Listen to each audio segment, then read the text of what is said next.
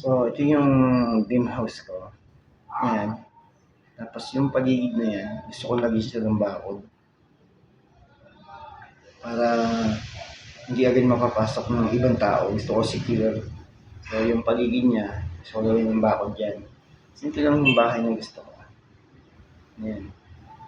Para madali siyang linisin. And then, gusto ko may kasama ako dyan.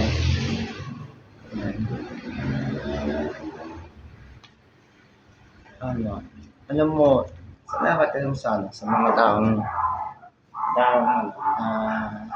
nakasabi ko sa buhay ko, ang mga kaibigan na naglulot sa akin ng mga magagandang ibagang nagbabahagi ng kanilang mga talent. Doon isipin, pag sumama ka kasi sa matatalino, tatalino ka na rin eh. Kasi nakikita mo yung kilos nila, nakikita mo yung pinapanood nila, nagkakakwentuhan kayo, nakikita mo yung and ako may pangarap ako sa buhay. And marating ko yung gusto ko. So very blessed naman ako. Kasi sobrang simple lang ng buhay ko eh. Napakasimple. Ayoko nung may nakakaaway, ayoko nung may nakakagalit. Pero ako kasi, mula ba, din ako, nagkakaroon din ako ng kagalit na gano'n. Matampuhin ako, especially. Pero ako, kung magkakaroon ako ng karelasyon, napaka-seryoso kong tao. Pero pag nagmahal ako, talagang lubusan yung pagmamahal na ibibigay ko. Kasi nasa ko ng mabigo sa pag-ibig. So, kung magmamahal ako, pang forever na, pang long term na talaga. So, pang matagalan. And meron akong idol tungkol sa babae na may karelasyon. Very mahal na talaga yung babaeng yung lalaki. Very supportive talaga. Kaya yung idol ko talaga. Idol ko talaga. Hindi niya iniwan yung babaeng yun. Sobrang tindi ng pinagdaanan. Kaya kung ako, yung pagkatao ko na kung hulaan ako, makikita naman sa linya ng palad ko. Pero mas idol ko siya. Yung talagang susuko ka na, kung ako susuko na ako, pero sa kanya, hindi siya sumusuko. Mas matindi yun. Yun yung kakaibang love story na hanggang ngayon, present pa rin yung relationship nila. Kaya idol ko yung tao yun. Hindi ko nababanggit yung pangalan niya. And siyempre, may idol din ako na tao na pambababae, numerous, talagang best of the best. Yan. Yung mga karanasan niya sa buhay, mga sakit ng ulo niya, mga problema niya. Talagang, lahat ng pagkatao niya tungkol sa pambabae, idol ko siya. Pero hindi ko siya gagayahin kasi yung mga na-experience niya, talagang nakakasakit ang ulo. Kasi may idol akong matanda na babaero. Pero kaya niyang i-handle, sakit ang ulo niya. Oo. Kasi sobrang malakas ang libido niya, malakas ang libid niya sa katawan niya. And siyempre, idol na idol ko talaga siya. Sobrang babaero. Pero hindi ko siya ginagaya. And siyempre, kung mag-idol naman ako, siyempre yung tatay ko, napaka generous sa pera, sa pagmamahal ni mama, at siyempre, Andas Desaya, si Papa, idol ko siya dahil talagang hindi siya ng babae.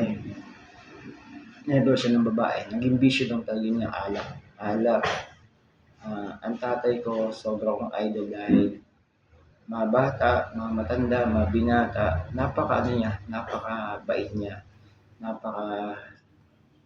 smiling face, kissable lips yung labi niya, and idol ko siya.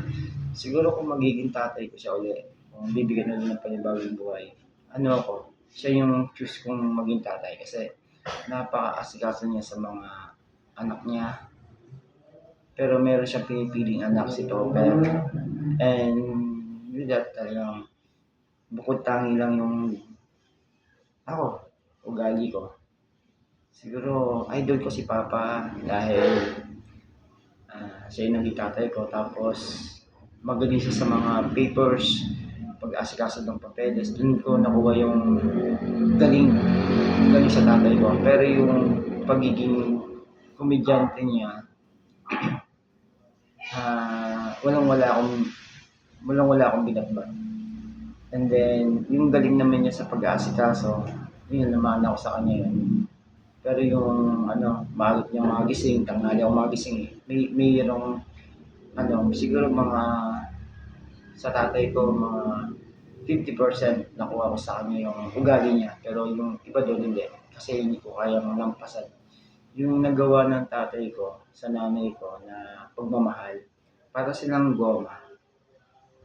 Yan. Lagi silang magkaaway. Wala talaga sumbatan, away. Minsan batuan pa nga eh. Minsan pa kasuntukan pa nga eh. Totoo yun. Talagang kasi ako yung unang pinanganak eh. Pero sila pa rin, tumagal pa rin sila. Nung sumakabilang buhay yung papa ko, doon nalungkot si mama. Feeling niya, sabi niya kung mabubuhay pa si papa, ibibigay niyo na lahat-lahat. Kahit mag-sex pa sila, huwag lang mawala. Sobrang nalungkot si mama kasi may mga part ng buhay niya na parang malaki pagkukulang niya kay papa kasi lalaki. So kung ako magmamahal, pinaka medyo siya, medyo siyempre hindi na pagbibigyan si papa. Kahit hindi siya napagbibigyan, hindi siya ng babae. So malungkot din yung part ng buhay niya. So dumami kami magkakapatid. Pero para bang may kulang. Yan. And choose ni papa yung mahalin si mama dahil na-inlove siya doon. Gusto niya si mama. And nagsakripisyo siya. And yan, gusto pera. Wala siyang magagawa kasi asawa niya yun. Kasi si mama, mag-assist talaga. So anyway, maganda yung kwento ng buhay ng papa ko sa mama ko. And si mama, maganda din. Pero hindi kami family-oriented. Magulong pamilya kami. Sobra. Pero kahit pa paano, pamilya pa rin. And malaking ambag yung nagawa ng papa ko. Tsaka siyempre yung nanay ko. Kahit hindi siya best na nanay, siya ay sinasapak sa pamilya niya, sa mga anak niya. Andun pa rin yung pagiging ina niya. Si mama kasi very protective yun sa mga anak. Pag napaaway yung anak niya, lalaban niya ng patayan. Ganun siyang tao. Si papa naman, baliwala. Yun, si papa ay naranasan ko yung buhay niya. And pag napaaway ako, baka magtago pa yan, wala yung pakialam. Pero one time na dumating sa punto na naging matapang yan, nakita ko na marunong pala lumaban at malakas. Alam mo lambutin siya pero hindi pala to yun. So nasubukan ko siya nung may nagyaya sa kanya na na masyado siyang dinadown. Nung nasubukan ng galit ng tatay ko, wala siyang binatbat. So ganun din yung nanay ko. Lagi siyang, ang nanay ko kasi, tinatawag ko yan na kapitanan ng chismosa. Kasi yung nanay ko, puntahan niya ng mga chismosang tao sa lugar namin kung saan kami lumipat. Tapos meron siya nakaaway na maraming kamag-anak.